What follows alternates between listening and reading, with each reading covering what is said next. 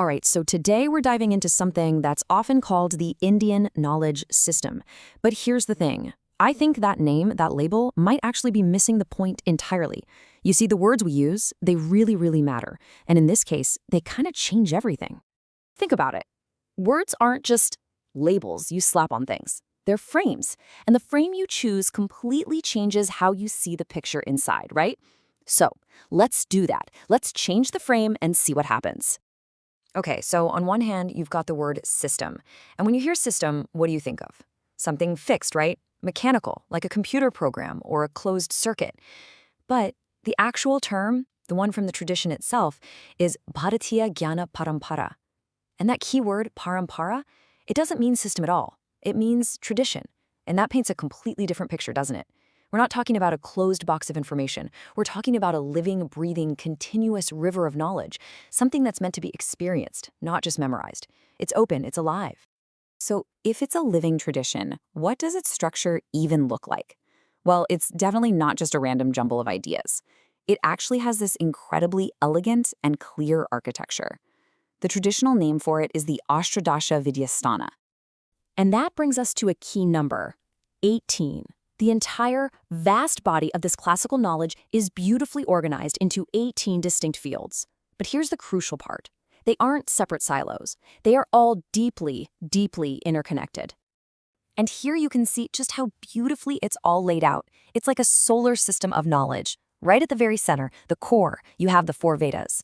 Then, orbiting them, you have 6 supporting disciplines called the Vedangas, which literally means the limbs of the Veda.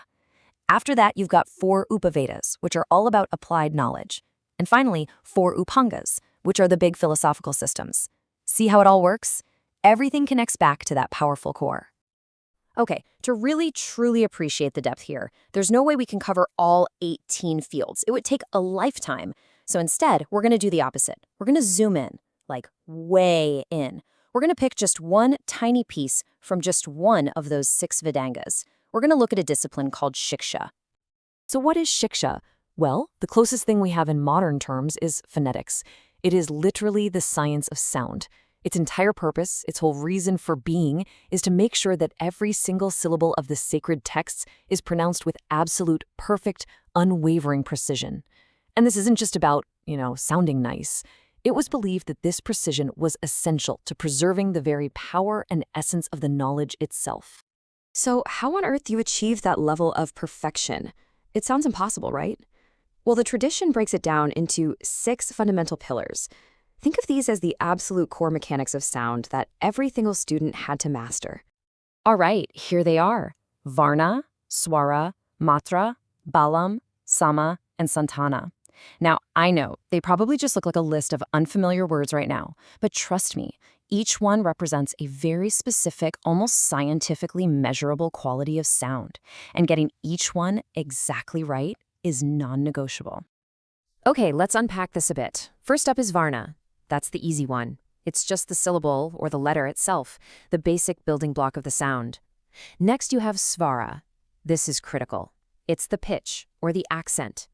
Every single syllable had to be hit at exactly the right pitch, whether that's high, low, or what they called a combined gliding tone. All right, then we get to Matra. This is all about timing, the duration of a vowel. Is it short, long, or even extra long? The precision had to be perfect. And right after that is Balam. This is the force or the effort you use to pronounce a consonant. Think about the difference between a soft p sound and an explosive aspirated f sound.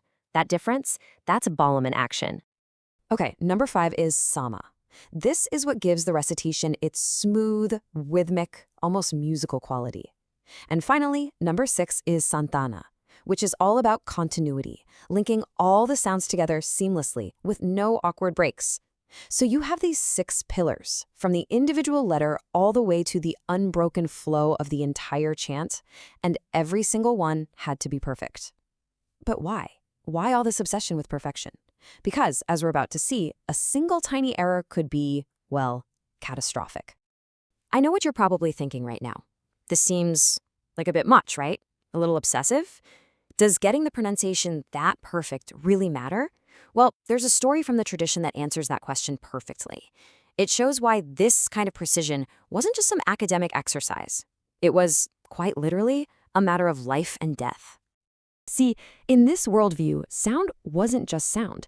It was seen as a fundamental force of nature, something you could actually direct and wield.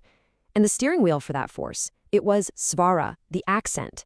Making a mistake with the accent wasn't just a simple mispronunciation. It was like putting the wrong coordinates into a GPS. It could send the incredible power you were trying to command in a completely wrong and dangerous direction. So our story begins with a very powerful being, an asura named Vritrasura. And he's got a big problem, a powerful enemy he needs to defeat. So he decides to perform a yajna, which is a really complex and powerful sacred fire ritual designed to help him get the upper hand. The absolute heart of this ritual was a specific mantra. He needed to chant Indra Shatru Vardhaswa. Now, if he got this exactly right, the mantra meant, may the enemy of Indra grow strong. Basically, it was designed to summon or create a force so powerful it could take down his arch-rival, the great god Indra. But in the heat of the ritual, maybe he was rushing, maybe he was arrogant, he made one tiny error. A single mistake. He messed up the swara, the accent. He just put the stress on the wrong part of a word. I mean, it's a mistake anyone could make, right? But it's exactly the kind of mistake that the intense discipline of Shiksha was created to prevent. And in that single instant, everything flipped. The entire power, the whole intention of the mantra reversed itself. The meaning went from, may the enemy of Indra grow strong, to, may Indra's enemy be destroyed. And who was Indra's enemy? He was. Vritrasura was Indra's enemy. So, with his own words, his own breath, he had just commanded his own doom. So, that story, right? It just perfectly captures why every little detail was considered so unbelievably important. But, okay, let's zoom back out from that tiny detail of the accent to the big picture. Why go to all this trouble? Why build this massive, intricate 18-part structure of knowledge in the first place? What's the end game here? You see, all of it, the 18 disciplines, the thousands of texts, all those hyper-specific rules about pronunciation, they aren't the point in and of themselves. They're not the destination, they're the map. And every single line on that map is pointing toward one thing, something that lies beyond the books, beyond the words themselves. And that something has a name. It's called Anubhava. What does that mean? It means direct, unmediated, personal experience. The whole point of this entire tradition is that intellectual knowledge is just a tool. It's a stepping stone. The real goal isn't just to read about the truth, but to experience it directly, for yourself. In this way of thinking, Anubhava is the ultimate authority. It's the highest court. The truth that you realize in your own being is considered even more profound than what's written down in the most sacred texts. The books, the Vedas, they can show you the path. They can give you the map. But ultimately, you have to walk it. All that knowledge, all that structure, it's all just a training ground, a framework to get you ready for that direct perception of reality. And so that leaves us with a really big question to chew on, doesn't it? If the ultimate goal of knowledge isn't just to collect information, not just to pile up facts, but to fundamentally transform our experience of reality, how does that change the way we learn?